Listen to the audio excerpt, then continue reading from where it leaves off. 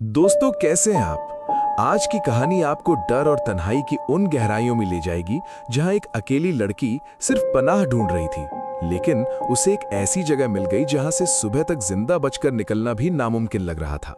ये कहानी इंडिया के एक सुनसान इलाके की है। एक जवान लड़की जिसका नाम आयशा था, अपनी फैमिली के साथ सफर कर रही थी। भीड़ भड़क्के और ट्रैफिक के दरमियान वो अपने घर वालों से बिछड़ गई। उसके पास ना मोबाइल था, ना पर्स, ना पैसे। रात धीरे धीरे उतर रही थी और उसके आसपास सिर्फ सन्नाटा था। तो टाइम जाया किए बगैर चलते हैं अपनी आज की कहानी की तरफ। आयशा ने पहले सोचा कि वो रोड के किनारे रुककर किसी गाड़ी का इंतजार करे, लेकिन आसपास कोई नहीं था। कुछ देर चलने के बाद उसे दूर पेड़ों के दरमियान एक पुराना टूटा फूटा घर नजर आया। उसने सोचा कि रात भर के लिए यहीं पनाह मिल जाए तो सुबह अपना रास्ता ढूंढ लेगी। दरवाजा आधा खुला था। अंदर पुरानी लकड़ी की बू, धूल और ठंडी हवा का अजीब एहसास था। घर खाली लग रहा था, लेकिन आयशा को बिल्कुल अंदाजा नहीं था कि वो वहां अकेली नहीं थी। आयशा ने धीरे से घर के अंदर कदम रखा। हर तरफ मोटी धूल जमी हुई थी, जैसे सालों से यहाँ कोई ना आया हो। ड्राइंग रूम में एक पुरानी कुर्सी अपने आप हल्की हल्की हिल रही थी, हालांकि हवा बिल्कुल बंद थी। दीवार पर लटकी घड़ी 12:07 पर रुक चुकी थी। उसने जोर से आवाज लगाई, कोई है यहाँ?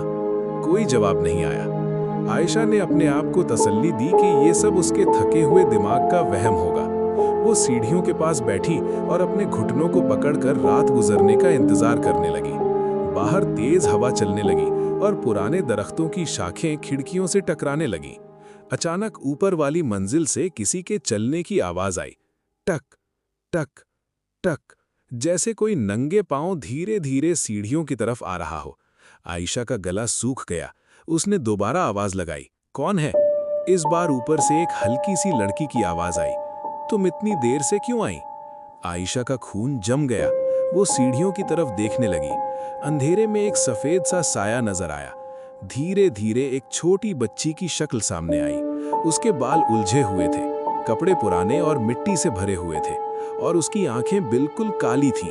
बच्ची मुस्कुरा रही थी। उसने धीरे से कहा, मैं बहुत देर से अकेली हूँ। आयशा ने पीछे हटने की कोशिश की, लेकिन उसके पैर जम गए। बच्ची सीढ़ियों से नीचे उतरने लगी।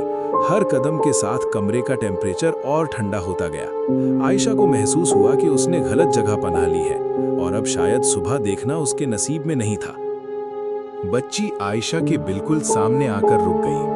उसका चेहरा मासूम था, लेकिन उसकी आंखों की स्याही में ऐसा अंधेरा था जिसे देखकर आयशा की सांसें रुकने लगी।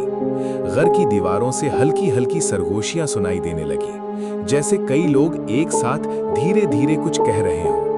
आयशा ने हिम्मत करके पूछा, तुम कौन हो? बच्ची ने अपना सर झुकाकर जवाब दिया, मेरा नाम नूर है, मुझे सब यहाँ छोड़कर चले गए। उसकी आवाज में दर्द था, तन्हाई थी और एक ऐसी उदासी जो सीधा दिल में उतर जाए। आयशा का डर कुछ पल के लिए पिघल गया। उसने धीरे से कहा, मैं सुबह तक यहाँ रुकूंगी, फिर मैं तुम्हारी मदद करूंगी। बच्ची ने सर उठाया और मुस्कुरा दी, लेकिन उस मुस्कुराहट में शुक्रिया नहीं था, उसमें एक अजीब सी भूख थी। अचानक घर की सारी खिड़कियां जोर से बंद होने लगी। धड़ाम धड़ाम धड़ाम। ऊपर वाली मंजिल से किसी के दौड़ने की आवाजें आने लगी। पुरानी तस्वीरें दीवारों से गिरने लगीं। आयशा ने दरवाजा खोलने की कोशिश की, लेकिन दरवाजा अंदर से लॉक हो चुका था। नूर ने धीरे से कहा, अब तुम भी मेरे साथ रहोगी। इतना कहकर उसका चेहरा बदलने लगा। उसकी गर्दन टेढ़ी होने लगी, बाल हवा में उठ गए और उसकी काली आंखों से सियाह आंसू बहने लगे। आयशा चीख उठी। उसने पास पड़ी एक पुरानी लैंटर्न उठाई और पूरी ताकत से नूर की तरफ फेंकी। लैंटर्न जमीन पर गिरकर टूट गई और उसी पल आयशा ने देखा कि फ्लोर पर एक पुरानी डायरी पड़ी है। डायरी के पहले सफ़े पर लिखा था, यहाँ से कोई अकेला जिंदा नहीं जाता। आयशा ने कांपते हुए हाथों से डायरी उठाई।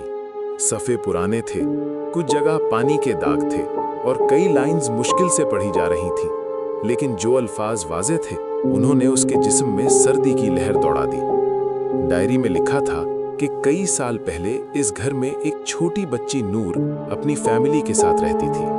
एक तूफानी रात घर में आग लग गई। सब लोग भाग निकले, लेकिन नूर ऊपर के कमरे में सो रही थी। जब तक उसके वालिदैन वापस आए, बहुत देर हो चुकी थी। नूर जलते घर में अकेली रह गई। उस रात के बाद से जो भी मुसाफिर पनाह के लिए यहाँ रुकता, नूर उससे दोस्ती करती और फिर उसे कभी जाने नहीं देती। डायरी के आखिरी सफ़े पर एक हिदायत लिखी थी, उसे याद दिलाओ कि वो अकेली नहीं है और उसका नाम मोहब्बत से पुकारो। आयशा ने डायरी से नज़र उठाई। नूर कमरे के कोने में खड़ी रो रही थी। अब उसका चेहरा उतना खौफनाक नहीं लग रहा था। उसमें एक खोई हुई बच्ची का दर्द नजर आ रहा था। आयशा ने धीरे से कहा, नूर, तुम अकेली नहीं हो। नूर ने सर उठाया। आंखों की सियाही धीरे धीरे कम होने लगी। आयशा ने एक कदम आगे बढ़कर कहा, तुम्हारी फैमिली तुमसे मोहब्बत करती थी, तुम्हें अब डरने की जरूरत नहीं। नूर की चीखें धीरे धीरे सिसकियों में बदल गईं। घर का कांपना रुक गया। दरवाजा अपने आप खुल गया। लेकिन नूर ने आयशा की तरफ देखकर एक आखिरी जुमला कहा। आयशा की आंखों में आंसू आ गए। उसने धीरे से कहा, नहीं नूर, मैं तुम्हें कभी नहीं भूलूंगी। ये सुनते ही नूर के चेहरे पर पहली बार एक सच्ची मासूम मुस्कुराहट आई। घर की दीवारों पर छाया अंधेरा धीरे धीरे हल्का होने लगा। हवा की सरसराहट रुक गई। जिस जगह कुछ देर पहले खौफ था, वहां अब एक अजीब सा सुकून महसूस हो रहा था। नूर ने अपना छोटा सा हाथ आयशा की तरफ बढ़ाया। आयशा ने कांपते हुए उसका हाथ थाम लिया।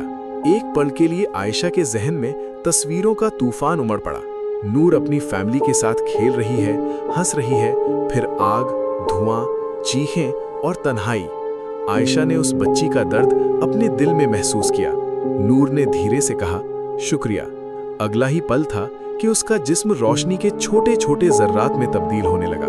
उसकी काली आंखें अपनी फितरी मासूमियत में लौट आईं और फिर वो हवा में घुल गई। सिर्फ उसकी हल्की सी हंसी कमरे में गूंजती रह गई। इस बार डर की नहीं, सुकून की। सुबह की पहली किरण खिड़की से अंदर आई। आयशा ने बाहर कदम रखा तो उसे दूर रोड पर लोग और गाड़ियां नजर आईं।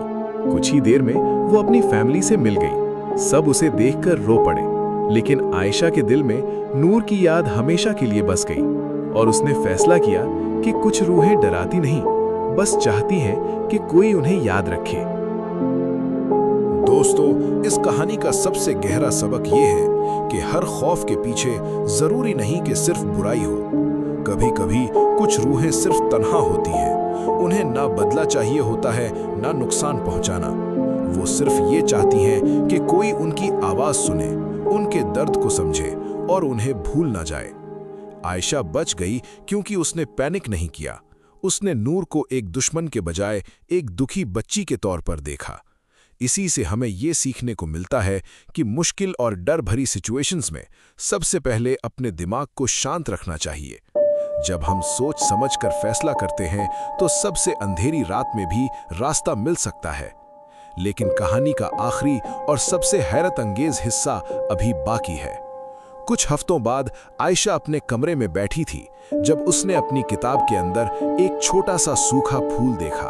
वो बिल्कुल वैसा ही फूल था जो उस पुराने घर के कमरे में जमीन पर पड़ा था।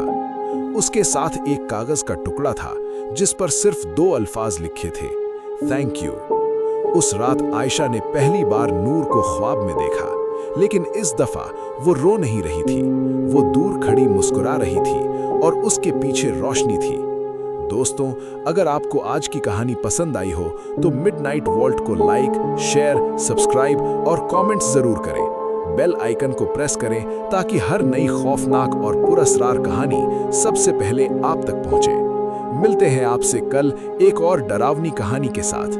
तब तक अपना बहुत सारा ख्याल रखिए। Good night.